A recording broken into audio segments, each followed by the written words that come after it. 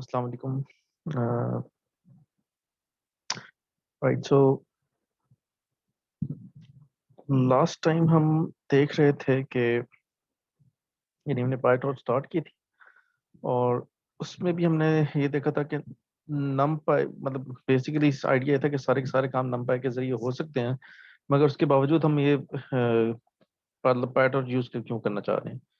तो उसमें हमने बहुत सारे फीचर्स देखे थे। फॉर एग्जांपल ऑटो ग्रेड यानी बैक प्रोपगेशन खुद ब खुद करना, बजाय इसके कि मैं खुद अपनी तरफ से डिफाइन करूं gradients with respect to my parameters. तो क्यों ना ये काम पाईटॉर्च के जरिए किया जाए। उसके अलावा ऑप्टिमाइजर भी कभी सारे के सारे काम। सो ये जो तीन चार चीजें थी, ये हमने देखा था कि हम पाईटॉर्च के जरिए कैसे करते हैं। मोर स्पेसिफिकली दो चार चीजों में क्या चीजें शामिल थी। पहले मॉडल डिफाइन करना, लॉस फंक्शन डिफाइन करना, उसके बाद ऑप्टिमाइजर डिफाइन करना, उसके बाद फॉरवर्ड पास परफॉर्म करना, लॉस फंक्शन कैलकुलेट करना, बैक प्रोपगेशन करना, उसके बाद ऑप्टिमाइजर का एक स्टेप लेना एंड दैट्स इट। ठीक है, सो ये सारे के सारे काम हमने करने थे और ये हम लास्ट टाइम देख चुके थे। मतलब ये एक ट्रेडिशनल प्रोसीजर होता है कि 2000 ईपॉक्स के लिए यानी 2000 दफा मैंने सारी की सारी इनपुट को फॉरवर्ड पास और फिर बैक पास परफॉर्म करना है। ठीक है, आइटरेटिवली। अच्छा, अब सो ये जो 2000 इपॉक्स के लिए मैंने ये काम किया है, उसके लिए जो मेरे पास डाटा है था, वो बेसिकली क्या कहेंगे, सिमुलेटेड डाटा सेट था। यानी यूं सिमुलेटेड डाटा सेट से मुराद ये है कि मैंने एक्स और वाई यानी मेरे जो एट्रीब्यूट्स हैं और जो फीचर्स हैं और जो लेबल है, ठीक है, उसको सिमुलेट किया है। मगर आज के लेक्चर में हम ये देखेंगे कि लेट्स से अगर मेरे पास मेरे पास हार्ड डिस्क और उस हार्ड डिस्क में लेट्स से मेरे पास कोई इस तरह का है, फॉर एग्जांपल डाटा सेट के जो कि लेट्स से मेरे पास फोल्डर्स हैं, हर फोल्डर में मेरे पास डिफरेंट इमेजेस हैं। ठीक है, so, इस तरह का अगर मेरे पास कोई मैकेनिज्म है, यानी सिमुलेटेड डेटा सेट नहीं है, बल्कि मेरे पास लेट्स से कहीं भी बेशक वो गूगल ड्राइव पे माउंटेड है या लोकल मेरे पास हार्ड डिस्क में कोई ना कोई फोल्डर्स हैं, उनको मैंने रीड करना है, तो वो मैं कैसे करूँगा। ठीक है, सो ये आज के लेक्चर का हमारा मौजूद है कि हम ये देखें कि ये जो डेटा सेट मैंने सिमुलेट किया था, अब अगर रियल टाइम में मेरे पास कोई डेटा सेट पड़ा है तो मैंने उसको अपने पास कैसे रीड करना है ट्रेनिंग के दौरान। ठीक है, और मोर मतलब अच्छा, इसमें तो ये होता था कि लेट्स मेरे पास यहाँ पर फॉर एग्जांपल 2000 सैंपल्स अगर मैंने जनरेट किए हैं। ठीक है, तो मैं करता ये था कि 2000 सैंपल्स को इकट्ठा ही फॉरवर्ड प्रोपगेशन की करता था। ठीक है, यानी एक इपॉक के अंदर 2000 के 2000 सैंपल्स को प्रोसेस करता था। ठीक है, मगर अब हम देखेंगे कि जब हम बैच प्रोसेसिंग की बात करेंगे, हमने न्यूरल नेटवर्क्स पढ़ ली हैं, तो हमने हमने हमने देखा था कि हम बैच प्रोसेसिंग कर सकते हैं। यानी मेरे पास जो सैंपल्स हैं उनको मैं 2000 के सैंपल्स हैं उनको मैं लेट से 100 के 20 बैचेस में डिवाइड कर सकता हूँ। 20 बैच हो मेरे पास और हर बैच में मेरे पास 100 सैंपल्स हो, तो मैं इस तरह 2000 सैंपल्स को प्रोसेस कर सकता हूँ। सो वो बैच, सबसे पहले यानी जो आज के लेक्चर का हमारा मौजू है वो ये कि सबसे पहले तो रियल टाइम डेटा सेट को कैसे मतलब ट्रेनिंग उसकी कैसे करानी है। ठीक है, इसको कैसे पिक करना है, और फिर मोस्ट स्पेसिफिकली इसमें बैच प्रोसेसिंग कैसे करनी है। तो ये मेन टॉपिक है। अच्छा, अब इसमें जो अच्छी बात है कि पाईटॉर्च में मेरे पास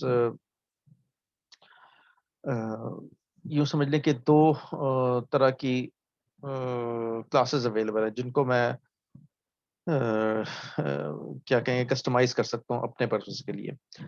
यानी मैं डेटा सेट डिफाइन कर सकता हूँ अपनी मर्जी का। ठीक है, जो कि रियल टाइम डेटा सेट हो मेरे पास, लेट से पड़ा हो हार्ड डिस्क में, या मैंने कहीं और से लोड करना हो, और किस तरह लोड करना है मैं ये भी डिफाइन कर सकता हूँ। यानी पाईटॉर्च के अंदर ये दो क्लासेस हैं, डेटा सेट डिफाइन करने के लिए और फिर उस जो प्री डिफाइंड डेटा सेट है उसको लोड कैसे करना है उसके लिए। ठीक है, सो अब हम यही काम करेंगे। यानी मेरे पास मतलब अच्छा, अभी मेरे पास पॉलिसी है कि लेट्स से मेरे पास एक फाइल है। अच्छा, इस यानी अब मैं डेटा सेट की प्रॉपर्टीज को मतलब एक सैंपल डेटा सेट है मेरे पास, मैं उसकी प्रॉपर्टीज को बयान करने लगा। अच्छा, ये जो डेटा सेट है मेरे पास, फॉर एग्जांपल ये ना मेरे पास एक CSV के फॉर्म में सेव है, से कि मेरे पास ये एक मतलब CS कॉमा सेपरेटेड वैल्यूज की फॉर्म में सेव है, और ये वाइन से रिलेटेड डेटा सेट है। यानी वाइन की मेरे पास 3 किस्म की क्वालिटीज हैं। I guess 1 stands for good, 2 stands for average, और 3 stands for let's say worst, या शायद ये उल्टा, वल्लाह आलम। मुझे फिलहाल मतलब ये डमी डेटा सेट है, तो इसलिए मुझे इसकी मतलब इनहेरेंट लेबल की क्या वैल्यू है, मुझे उससे इंटरेस्ट नहीं है। बहरहाल, सो मेरे पास लेट्स से ये कितनी रोज हैं, मेरे पास हैं कितनी रोज हैं, सो मेरे पास 179 रोज हैं। अच्छा, 179 रोज में से भी पहली रो जो है वो तो मेरे पास एट्रीब्यूट्स की, एक्चुअली मेरे पास 178 सैंपल्स हैं। ठीक है, यानी 178 एग्जांपल्स है मेरे पास। और मेरे पास 1 2 3 4 5 6 7 8 9 10 11 12 13 14, और 14 मेरे पास एट्रीब्यूट्स। अच्छा, 14 एट्रीब्यूट्स थी, एट्रीब्यूट्स तो एक्चुअल में 13 हैं। यानी मेरे पास 13 प्रॉपर्टीज हैं हर सैंपल की। और उन 13 सैंपल्स की प्रॉपर्टीज के लिए मुझे ये पता है कि फॉर एग्जांपल जो पहली रो है उसमें अगर लेट्स से वाइन में अल्कोहल की परसेंटेज ये हो, उसमें ये दूसरा एट्रीब्यूट या तीसरा एट्रीब्यूट ये हो, तो मेरे पास अगर ये 13 एट्रीब्यूट्स हैं तो उस वाइन की क्वालिटी फॉर एग्जांपल अच्छी है। अदरवाइज अगर लेट्स से उसकी क्वालिटी इस तरह की है तो वो फॉर एग्जांपल एक तरह से बुरी है, हाइपोथेटिकली स्पीकिंग। ठीक है, तो ये मेरे पास 178 सैंपल्स हैं और 13 एट्रीब्यूट्स हैं। और जो पहला एट्रीब्यूट है वो लेबल है। यानी ये बेसिकली ये शो कर रहा है कि ये जो इन 13 एट्रीब्यूट्स अगर मतलब किसी वाइन के होंगे, किसी शराब के, तो उसकी क्वालिटी अच्छी होगी। अच्छा, सो ये तो हो गई मेरे पास एक तरह का डमी डेटा सेट। सो सबसे पहले तो मैं इस पे आऊंगा कि इसको कैसे लोड करना, और फिर मैं वो जो हमने देखा था कि एक्चुअली मेरे पास अगर इस तरह की इमेजेस पड़ी हैं तो मैंने उनको कैसे रीड करना है वो बात की स्टोरी। ठीक है, आसान चीज हम पहले देख लेते हैं। अच्छा, अब इसके लिए जैसे मैंने जिक्र किया था पायटॉर्च में डेटा सेट डिफाइन करना है कैसे करना है, और फिर उस प्री डिफाइंड डेटा सेट को लोड कैसे करना है, उसके लिए ये 2 क्लासेस हैं। अच्छा, मैं इनको इंपोर्ट करता हूँ, और अब मैं करूँगा ये कि सबसे पहले तो मैं अपनी एक क्लास डिफाइन करूँगा। वो क्लास होगी जो कि मेरे डेटा सेट को स्पेसिफाई कर रही होगी, और ये अपने एट्रीब्यूट्स को डिराइव करेगी बेस क्लास है, और उस बेस क्लास का नाम है डेटा सेट, जो कि पायटॉर्च में पहले से अवेलेबल है। सो मैं पायटॉर्च की अवेलेबल डेटा सेट को as a base class use कर रहा हूँ अपनी क्लास, अपनी डिराइव क्लास बनाने के लिए। अब इसमें होना यानी बेसिकली होगा ये कि जब भी आप ये काम करेंगे तो आपको 3 तरह के फंक्शंस लाजमी डिफाइन करने पड़ेंगे। सबसे पहले तो कंस्ट्रक्टर। ठीक है, यानी किस तरह आपने अपने जो डेटा सेट है उसको कंस्ट्रक्ट करना है, यानी बेसिक उसके एट्रीब्यूट्स किस तरह डिफाइन करने हैं। ठीक है, और फिर ये कि जब आपने लेट्स से वो डिफाइन कर दिया डेटा सेट, तो उसके बाद 2 मेथड्स हैं जो कि आपको लाजमी ओवरलोड करने हैं। ठीक है, एक तो ये कि गेट आइटम, यानी यूं समझें कि अगर मैं लेट्स फॉर एग्जांपल कोई डेटा सेट डिफाइन किया अपना, तो मैं ये चाहता हूं कि मैं उस डेटा सेट के पर्टिकुलर रिकॉर्ड को इंडेक्स कर सकूं। ठीक है, यानी मैं उस डेटा सेट में से एक स्पेसिफिक कोई नंबर दूं। लेट्स से अगर मैं कहूं कि मुझे पहली रो चाहिए, तो मैं डेटा सेट ऑफ 0 लिखूं तो वो मुझे यानी ये जो CSV फाइल थी इसकी पहली रो उठा के दे दे। ठीक है, ये इसी तरह अगर मैं 1 मतलब डेटा सेट ऑफ 1 लिखूं तो वो मुझे ये वाली रो उठा के दे दे। सो एक तो मुझे ये डिफाइन करना है कि मतलब ये इंडेक्सिंग कैसे होगी, यानी आई गेट आइटम का जो मेथड है इसके अंदर डिफाइन हुआ हुआ डेटा सेट के अंदर, उसको मैंने ओवरलोड करना है।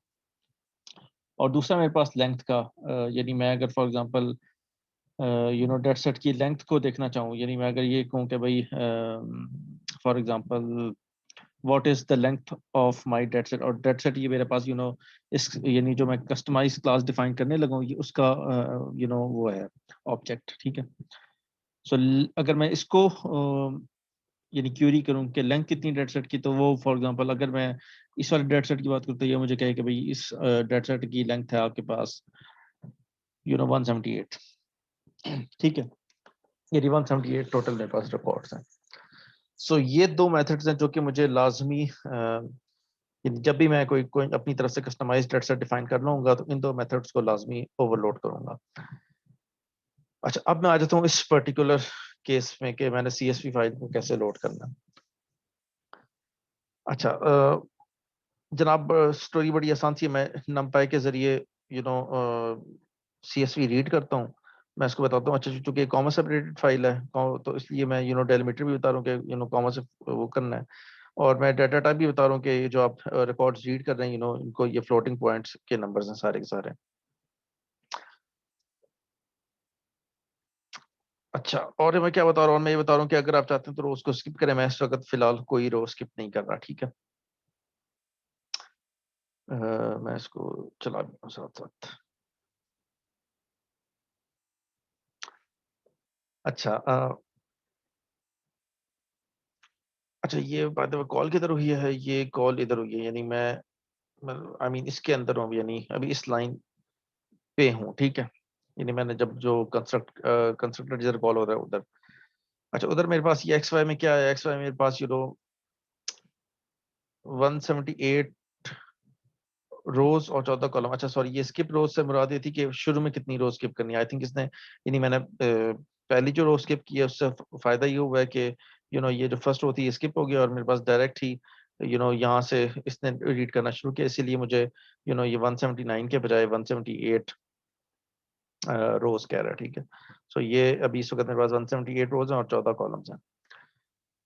अच्छा, अब सो मैंने एक तो एट्रीब्यूट सेल्फ जब मैं लिखता हूँ, सो ये बेसिकली वो दिस पॉइंटर की तरह का, ठीक है। सो जब भी मैं अब सेल्फ डॉट एन सैंपल्स लिख रहा हूँ तो वो बेसिकली अब मुझे मतलब ये जो नंबर ऑफ सैंपल्स हैं, ये एक एट्रीब्यूट इस तरह का होगा जो कि मुझे ये कह रहा होगा कि भाई मतलब मेरे पास जो लेट्स से डाटा सेट है उसमें टोटल नंबर ऑफ रिकॉर्ड्स कितने। सो एक्स बार की मैंने शेप को अगर नंबर ऑफ सैंपल सेव करी तो अब ये मुझे कह रहा है कि मेरे पास 178 फॉर एग्जांपल रिकॉर्ड्स हैं टोटल। अच्छा, उसके बाद मैं क्या करता हूँ, उसके बाद मैं डिफाइन करता हूँ एक्स और वाई को। यानी एक्स और वाई से मुराद ये है कि ये जो जिस तरह मैंने यहाँ पे सिमुलेट किया था, तो मैं अब बेसिकली इसी के इक्विवेलेंट जो मेरे पास रिकॉर्ड मतलब जो वेरिएबल्स हैं, एक्स वेरिएबल से मुराद है मेरे पास एट्रीब्यूट्स, और वाई लेवल से मुराद है मेरे पास मतलब वाई के वेरिएबल से मुराद है कि लेबल इस एक्स का क्या लेवल है, ठीक है। सो इन मतलब इन दोनों को मैं अभी इधर डिफाइन करने लगा हूँ।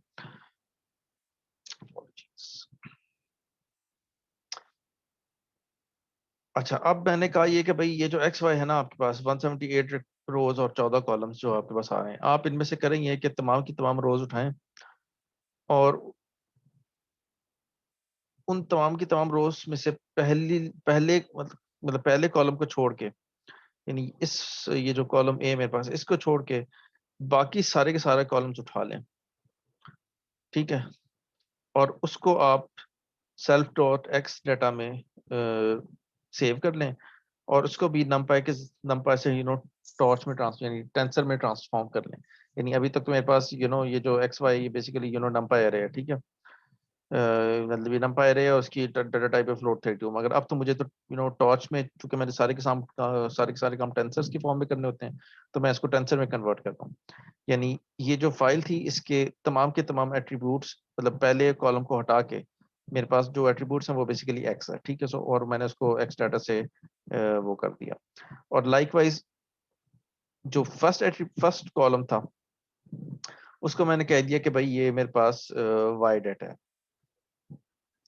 यानी ये जो मेरे पास डेट सेट है उसका जो सेकंड एट्रीब्यूट है वाई डाटा, वो बेसिकली यू नो इतना बड़ा सारा कॉलम वेक्टर है, ठीक है, जिसकी शेप है किधर भला 178 रोज और एक कॉलम, ठीक है। और इसमें बेसिकली आपके पास ये सारे यानी ये जो पहला कॉलम है ये सारे का सारा जो लेबल है वाई सेल्फ डॉट वाई उसके अंदर से है, ठीक है। सो अब मेरे पास तीन वेरिएबल्स हैं। एक है dataset dot X data का जिसमें एट्रीब्यूट्स हैं। इसी तरह डेटसेट डॉट वाई डाटा जिसमें लेबल्स हैं, और फिर dataset dot N number of samples में मेरे पास पूरी जो डेटसेट है उसमें कितने रिकॉर्ड्स हैं वो बता रहा है। एक तो अच्छी बात है कि जब भी मुझे लेंथ क्यूरी करनी होगी ना, यानी मैंने बताया था कि आपने एक लेंथ फंक्शन को क्यूरी करना है, तो आप सिंपल सा मतलब इस वेरिएबल को रिटर्न कर दें। ठीक है, तो ये बेसिकली जब भी आप इसको लेंथ ऑफ दिस डेटसेट के जरिए कॉल करेंगे तो वो बेसिकली आपको करेगा ये कि नंबर ऑफ सैंपल्स को रिटर्न कर देगा। तो ये तो बड़ी आसानी होगी मेरे लिए।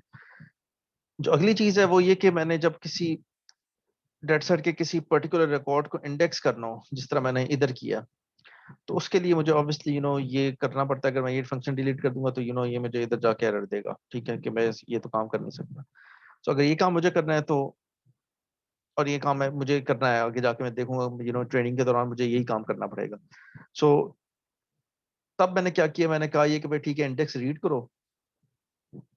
यानी जो भी इंडेक्स में मुराद है कि फॉर एग्जांपल जो भी स्क्वायर ब्रेसेस के अंदर मैं नंबर स्पेसिफाई कर रहा हूँ, और तुम एक टपल रिटर्न करो। उस टपल की पहली वैल्यू हो उस इंडेक्स पे जो रिकॉर्ड पड़ा हुआ है उसके एट्रीब्यूट्स, और उसकी जो टपल की दूसरी वैल्यू हो वो उस एट्रीब्यूट का जो लेबल है वो। ठीक है, यानी ये एक रो के जो 14, मतलब फॉर एग्जांपल लेट्स से अगर मैं कहता हूँ 60, तो 60 से मुराद ये कि ये वाली रो, और उस पे भी एक टपल आपके पास ये होगा कि जिसमें आपके पास ये 13 एलिमेंट्स होंगे। ठीक है, सो ये तो पहली मतलब इसके अंदर आ जाएंगे ये 13 एलिमेंट्स। ठीक है, और जो आखिरी जो लेबल है इसका वो मेरे पास फॉर एग्जांपल 2 है, वो इधर आ जाएगा इसमें, और फिर मैं इस टपल को रिटर्न करा लूंगा। ठीक है, सो अब फॉर एग्जांपल मैं इसको इधर लेट्स से अगर मैं इसको आगे चलाऊं तो मेरे पास फर्स्ट डाटा बेसिकली अगर आप देखें तो एक टपल आया जिसका 2 एलिमेंट्स हैं। पहले एलिमेंट में एक्स एट्रीब्यूट्स हैं उसके सारे के सारे, और दूसरे एलिमेंट में इसके वाई है, और चूंकि ये 1 है तो इसलिए 1.32 वाला ये है। तो आई मीन ये 1.32 से मुराद ये कि ये वाला एट्रीब्यूट, अच्छा ये 13.2 मगर 1.32 मल्टीप्लाई बाय समथिंग है, तो यानी उसको शो करने का ये है। ठीक है, सो एक्सपोनेंशियल ऑफ 1 है तो ये 13.2 बन जाता है। सो अब बेसिकली मैं चाहूँ तो इसको आगे जाके प्रिंट भी करा लूँ। सो ये अब इसने प्रिंट कर दिया। ठीक है, अच्छा ये टेंसर है ऑब्वियसली, इसलिए कि वेल ये टेंसर यहाँ से हुआ है, यानी मैंने जब डिफाइन किया था तो मैंने उसको टेंसर में एक ही दफा पूरी की पूरी फाइल के सारे रिकॉर्ड्स को टेंसर में कन्वर्ट कर लिया था। ठीक है जी, अच्छा अब सो ये तो हो गए ये तीनों के तीनों फंक्शंस, और सिंपल मैंने एक फाइल के जरिए कैसे रीड करने हैं।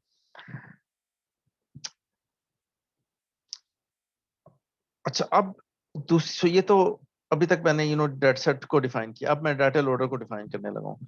डाटा लोडर को मैं डिफाइन करता हूँ, मैं कहता हूँ कि भाई ठीक है, डेटा सेट तुम वो वाला यूज करोगे जो कि मैंने अभी खुद तख्लीक किया है। ठीक है, सो डाटा लोडर में मतलब बहुत सारे एट्रीब्यूट्स में पास कर सकता हूँ। पहला एट्रीब्यूट डेटा सेट का है, दूसरा है कि मैंने कितने सैंपल्स उठाने हैं, यानी पर बैच, यानी बैच साइज कितना होगा, यानी वो जो हमने देखा था कि न्यूरल नेटवर्क की ट्रेनिंग में मैं एक फॉरवर्ड पास में कितने सैंपल्स को लेके चलूं। फिर ये कि मैंने शफल करनी है या नहीं, और फिर ये कि पैरेलल प्रोसेसिंग अगर आपने करनी है तो कितने वर्कर्स इसके लिए डेडिकेटेड होंगे। सो ये चार बेसिक सी चीजें, अब मैंने ये लोडर भी डिफाइन कर दिया। अच्छा अब सो जो अगली चीज है वो ये कि आइट्रेटर, सो आइट्रेट कर से यानी मैंने फॉर एग्जांपल बारी बारी आइट्रेट करना है। सो बारी बारी आइट्रेट करने से मुराद ये कि इस डेटा मतलब ये जो लोडर का मैंने ऑब्जेक्ट बनाया है इसको आइट्रेट करना, और आइट्रेट करने से मुराद ये कि जब मैं एक दफा आइट्रेट करूं तो मेरे पास 4 रिकॉर्ड्स आए, इसलिए मैंने बैच साइज 4 का डिफाइन किया। ठीक है, सो मैं अब आइट्रेटर डिफाइन करने लगा हूँ। ठीक है, सो ये अच्छा ये आइट्रेटर भी टॉर्च के अंदर ही है, और जब भी मैं डॉट नेक्स्ट करके करूंगा तो मेरे पास फॉर एग्जांपल पहला वो आ जाएगा। सो अगर मैं इसको प्रिंट करूं सो मेरे पास यहाँ पे जो फॉर एग्जांपल जो डाटा आया था, मैंने इसको अगर प्रिंट किया, पहली बात तो ये कि डाटा भी ये टपल की फॉर्म में आ रहा है, इसलिए कि मैंने यहाँ पे ये टपल डिफाइन किया है गेट आइटम को। So, एक तो इसकी वजह से टपल की फॉर्म में आ रहा है, मगर इसकी एक जो अच्छी बात है कि जब मैंने एक दफा आइट्रेशन चलाई है ना, यानी आइट्रेटर को एक दफा डॉट नेक्स्ट करके कॉल किया है, तो उसने मुझे 4 एट्रीब्यूट्स दिए हैं। यानी एक दफा में बेसिकली उसने 4 एट्रीब्यूट्स रीड किए हैं, और 4 एट्रीब्यूट्स भी इस तरह के ना सिर्फ एक्स बल्कि उनके लेबल्स भी चारों के चारों। ठीक है, सो ये मतलब ये अब ये बेसिकली एक वो साइकिल कंप्लीट हो गया कि मैंने डेटा सेट भी डिफाइन कर लिया, और उस डेटा सेट में मैं एक दफा जब इस आइटरेटर को कॉल करूंगा तो एक दफा में 4 एट्रीब्यूट्स मुझे रिटर्न करके देगा। अच्छा, सो अब मैं आ जाता हूँ ट्रेनिंग पे। अच्छा, मैं यार सारी की सारी ट्रेनिंग तो अभी फिलहाल नहीं बता रहा। ये नहीं होता, ये था कि मेरे पास डिफरेंट ईपॉक्स होती थी, यानी कि ईपॉक्स यानी वो जो हमने पुराना कोड देखा था उसमें फॉर एग्जांपल ये मेरे पास ईपॉक्स हैं, ठीक है, 2000 वो हैं। अच्छा, आइट्रेशन और इपॉक्स में भी थोड़ा डिफरेंस है, मगर फॉर द टाइमिंग यूं समझे कि एक इपॉक के अंदर मैंने सारे के सारे डेटा सेट को प्रोसेस करना है, यानी एक आइट्रेशन आइट्रेशन सो अब मैं आइट्रेशन और इपॉक में थोड़ा डिफरेंशिएट करने लगा।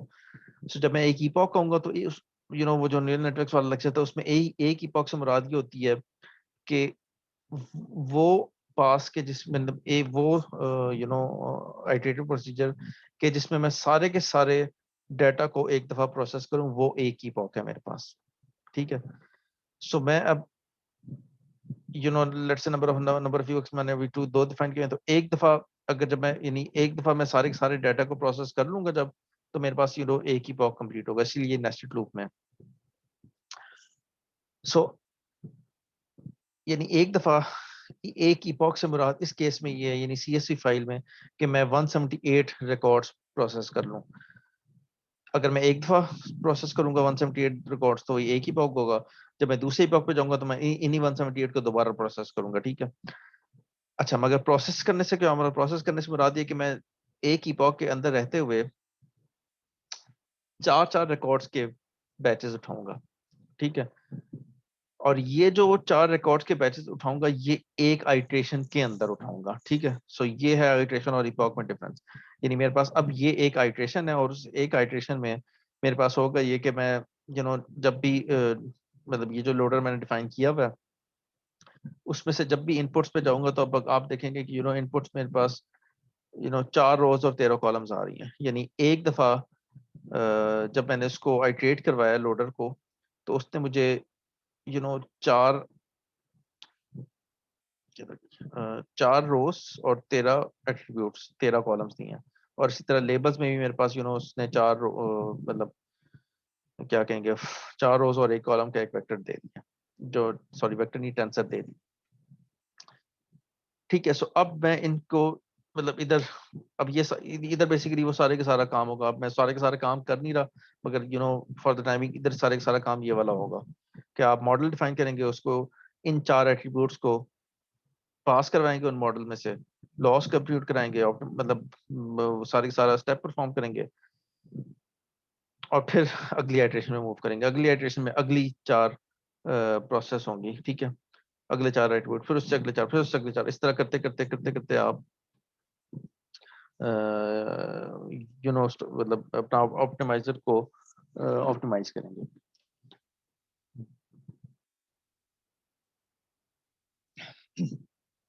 ठीक है जी, सो ये तो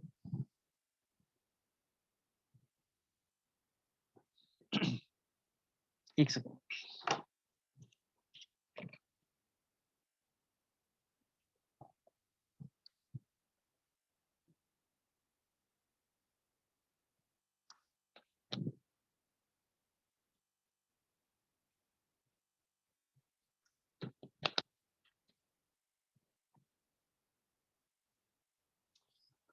सो ये तो हो गया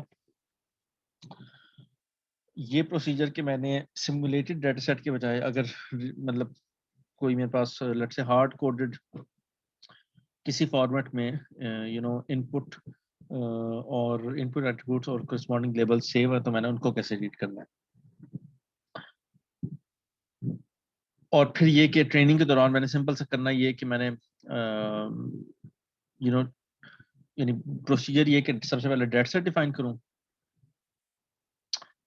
डेटा सेट डिफाइन करने के बाद मैंने तीन मतलब डेटा सेट का वो जो है कंस्ट्रक्टर, इंडेक्सिंग और फिर लेंथ, इन तीनों को वो लोड करना है। उसके बाद मैंने लोडर डिफाइन करना है। उस लोडर में मैंने बताना है कि कितना मतलब कितना बैच साइज होगा और क्या क्या मतलब शफल होगी शुरू में क्या नहीं। और उसके बाद फिर मैंने ट्रेनिंग का जो सीक्वेंस होगा मतलब वो वैसे के वैसे है कि मैंने हर इपॉक के अंदर चार चार मतलब जिस तरह जो भी मैंने डिफाइन किया हुआ है बैच साइज, वो बैचेस उठाने हैं, उनके एट्रीब्यूट्स भी और लेबल्स भी, और फिर मैंने उनको प्रोसीजर बहुत सारे के सारा वही है। यानी वाई की जगह मेरे पास इस वक्त लेबल्स हैं, यानी इस वाई की जगह मेरे पास जो लॉस फंक्शन होगा मतलब ये समझ लें कि ये इस वक्त मेरे पास वाई है, ठीक है। और इसी तरह इनपुट्स में मतलब ये वो वाली इनपुट है जो कि मेरे पास इस वक्त for the time being x x है। यानी मैंने इनपुट को किसी न किसी तरह मॉडल से पास करना है और फिर जो आउटपुट थी लेबल्स उनके साथ कंपेयर करना है और फिर मैंने ये सारे का सारा प्रोसीजर करना है। ठीक है जी। सो ये तो हो गया कस्टमाइज्ड डेटा सेट। सो अब हम आ जाते हैं उस पे कि मेरे पास लेट्स अगर इस तरह का कोई है कि मेरे पास एक ट्रेनिंग डेटा सेट है, उसके अंदर डिफरेंट फोल्डर्स हैं और हर फोल्डर के अंदर मेरे पास इतनी सारी इमेजेस हैं, ठीक है। अच्छा, अब बाय द वे सो ये तो अभी हम इस पे रहते हैं कि ये इमेजिन करें कि मेरे पास 7 इमेजेस नहीं है बल्कि फॉर द टाइम अज्यूम ये करें कि एक इमेज है, ठीक है। इस वक्त यानी ट्रेनिंग के फोल्डर के अंदर इसमें मेरे पास डिफरेंट इमेजेस हैं, सब फोल्डर्स नहीं है बल्कि यूं कहें कि एक एक करके मेरे पास इतनी सारी इमेजेस हैं एक फोल्डर के अंदर जिनको मैंने रीड करना है, ठीक है। अच्छा, और ये सारी की सारी इमेजेस तो मेरे पास एट्रीब्यूट्स होंगे, उनका कोई ना कोई लेबल भी होगा। लेबल फॉर द टाइमिंग अभी हम कोई भी रैंडमली डिफाइन कर लेते हैं। फॉर एग्जांपल ये जीरो मतलब फॉर एग्जांपल जीरो लेबल है और उसके अंदर एक इमेज पड़ी है जो कि मैं कहता हूँ मतलब जीरो क्लास की मतलब जीरो एक हाइपर सॉरी डमी क्लास है और उसकी फॉर एग्जांपल जीरो से मुराद है कि एरोप्लेन्स, ठीक है। सो इस फोल्डर के अंदर मेरे पास for example I don't know आलूओं की पोटैटोज की इमेज है, ठीक है। सो इसी तरह मेरे पास ट्रेनिंग के अंदर जो दूसरा फोल्डर है उसमें मेरे पास लेट्स से लेमन है, लेमन की इमेजेस हैं। फिर एक और फोल्डर है ट्रेनिंग, उसके अंदर मेरे पास खीरे की फॉर एग्जांपल इमेजेस हैं।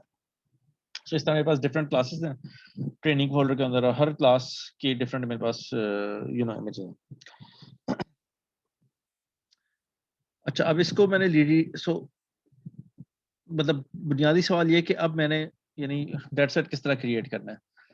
सो जिस तरह मैंने यहाँ पे यानी सेम स्टोरी रहेगी। यानी मैं करूंगा कि मेरे पास रूट फोल्डर होगा, उस रूट फोल्डर को इधर एक्सेस करूंगा, सारी की सारी फोल्डर के अंदर जितनी भी फाइल्स हैं उनको अपने पास रीड कर लूंगा। सो मोर स्पेसिफिकली लेट से मेरे पास सो इसका ये वही वाला मैंने काम किया हुआ। मैंने चूंकि ये सारी की सारी बेसिकली यूट्यूब से डाउनलोड, इसलिए मैंने यूट्यूब डेटा सेट नाम रख दिया। डेटा सेट से मैंने उसको इंपोर्ट किया, यानी बेस क्लास बनाई है और उसके सारे एट्रीब्यूट्स डेटा सेट की जो क्लास है पैटॉच में उससे इनहेरिट कर रहा हूँ। एक मैंने रूट डायरेक्टरी का फोल्डर डिफाइन कर लिया। रूट डायरेक्टरी से मुराद ये कि ये वाली मतलब फॉर एग्जांपल ये वाला जो पाथ है ये मेरे पास सॉरी ये वाला जो पाथ है ये मेरे पास रूट डायरेक्टरी है, ठीक है।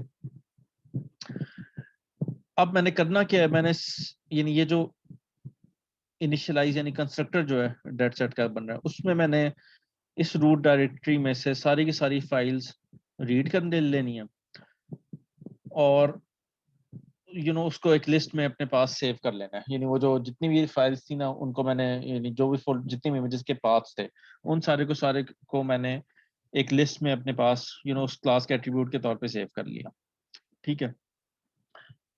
अब जब भी मेरे पास गेट आइटम यानी कॉल होगा ना, यानी मेरे पास फॉर एग्जांपल मैं जब इस तरह करूंगा कि डेट सेट ऑफ 1 करके मैं कॉल करूं इसको, जब भी मैं इस तरह कॉल करूंगा तो अब मैं कहूँगा अच्छा यार ये जो पहली यानी जो पहला मतलब ये जो डायरेक्टरी नेम्स के अंदर मैंने रीड किए हुए हैं ना सारे के सारे नेम्स, इसके तुम पहले नेम पे जाओ, ठीक है, गेट आइटम के अंदर, और उस नेम के अंदर जाके जो भी जेपैक की फाइल है फॉर एग्जांपल उसको रीड कर लो, ठीक है। मगर ये काम मैं कर कर किसके अंदर रहा हूँ, मैं ये गेट आइटम के अंदर कर रहा हूँ।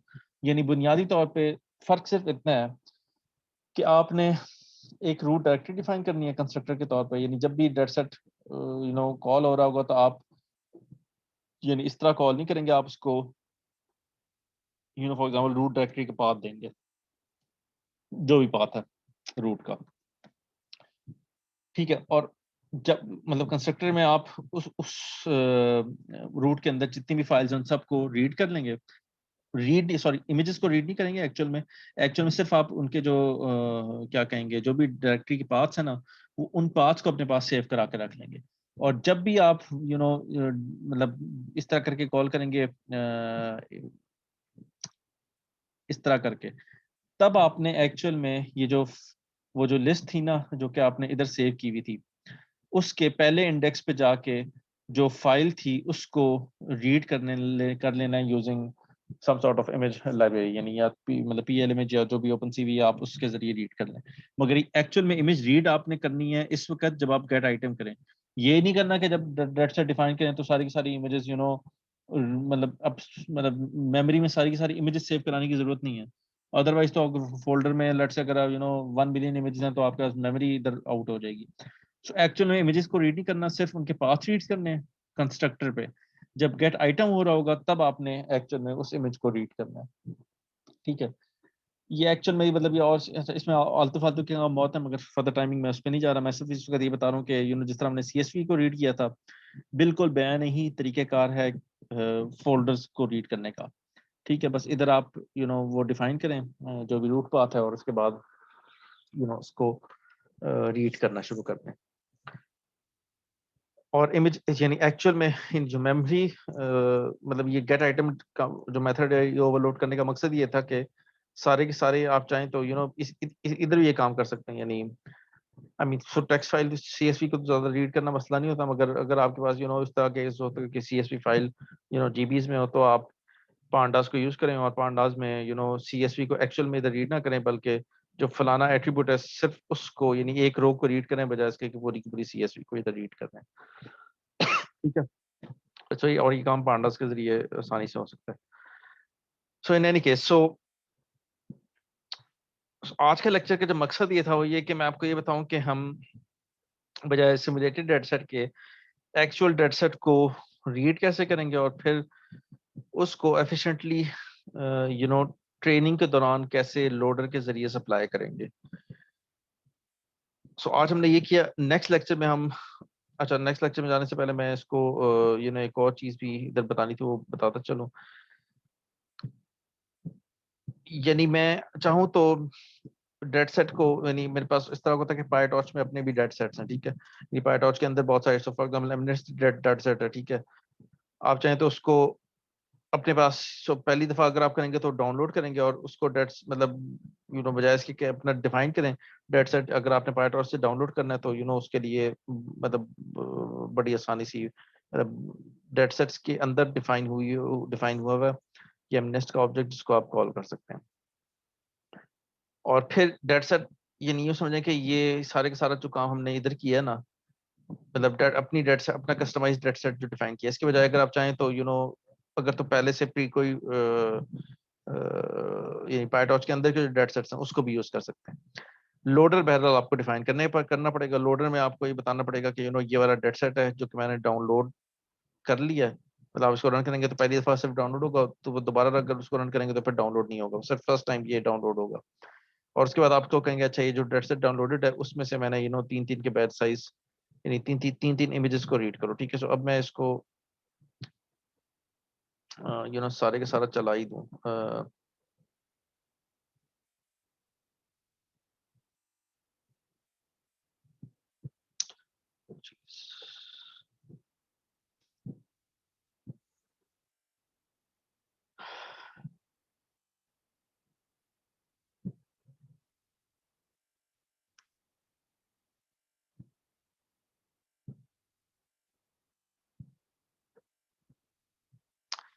अच्छा अभी तो ये अभी तो ये सारे के सारे चूंकि मैंने पहले से डाउनलोड था तो इसलिए ज़्यादा मसला नहीं हुआ।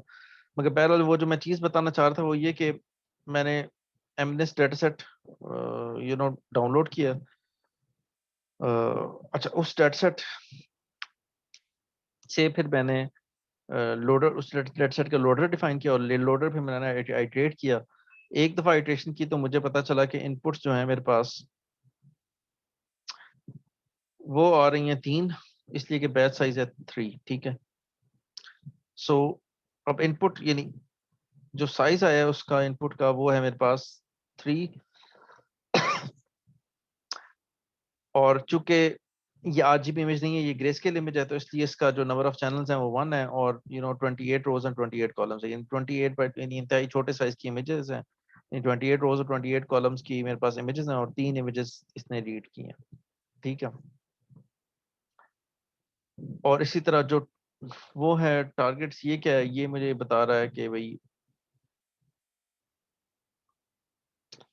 इसी तरह यानी 3 का वेक्टर है जो कि मुझे मतलब ये कह रहा है कि भाई 240 सही है। सो यानी जो 3 इमेजेस रीड हुई हैं उसमें से पहली इमेज का लेवल है 2, दूसरी इमेज का लेवल है 4, तीसरी इमेज का लेवल है 0, ठीक है।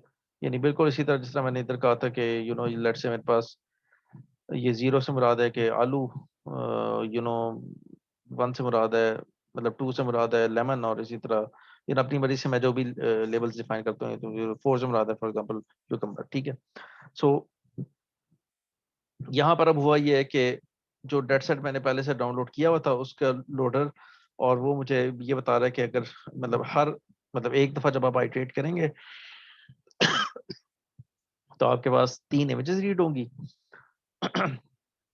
और उन तीनों की तीनों इमेजेस के लिए आपके पास कोरिस्पॉन्डिंगली जो लेबल्स हैं वो भी रीड हो रहे होंगे, ठीक है। सो अब आप इसको प्रिंट कर लें बेशक, ठीक है। सो आज के लेक्चर में हमने ये देखा कि कस्टमाइज्ड डेटा सेट कैसे डिफाइन करने हैं, उनको लोड कैसे करना है, और फिर उन लोडेड मतलब उस लोडर को विद इन ट्रेनिंग कैसे यूज करना है, ठीक है। सो आज के लिए इतना ही। नेक्स्ट लेक्चर में फिर हम इंशाल्लाह सीएनएन यानी कन्वोल्यूशन न्यूरल नेटवर्क्स और फिर उनकी इम्प्लीमेंटेशन, एक सिंपल सा नेटवर्क, और फिर हम उसकी ट्रांसफर लर्निंग की तरफ जाएंगे, ठीक है। सो until then, Tata.